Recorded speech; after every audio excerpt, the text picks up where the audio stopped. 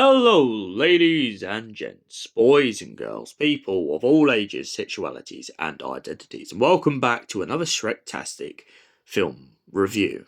And today's Shrek-tastic film is none other than Shrek Forever After, the final chapter.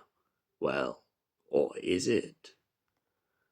Shrek is at his children's party, and he finds himself being haunted by his past as a young boy walks up to him and says, "Do the roar."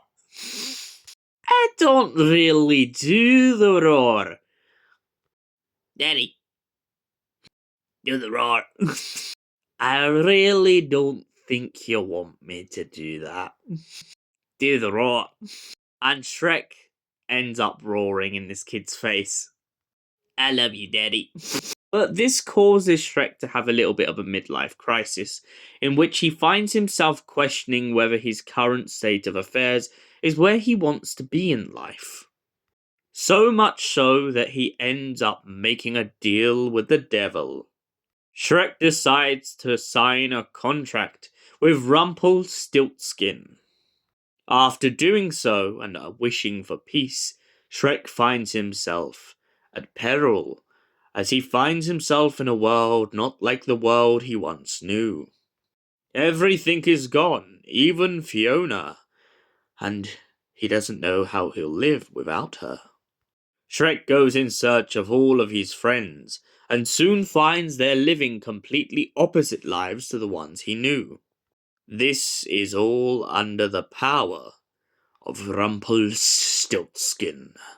Shrek teams up with his wife, or in this case, the warrior, Puss in Boots, a lazy cat that resembles Garfield in a way, funny in this film, Donkey, Gingy with a broken piece of lollipop, the three little pigs, Donkey's children, and a load more.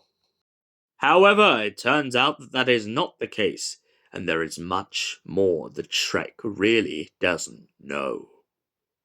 After teaming up with the wife who barely knows him, Shrek eventually manages to break Rumpelstiltskin's hold over him, and have the life he once knew all over again.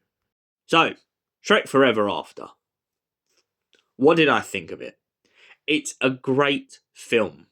It has its flaws, however, one of the main ones being that there's still some elements of Shrek's life that makes it indistinguishable when most of them don't know him. The other conflict I find is the whole idea of these other ogres.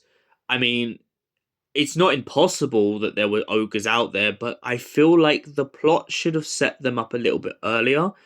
At least that way, it wouldn't have been such of a shock to Shrek. So, what do I give Shrek Forever After out of 10?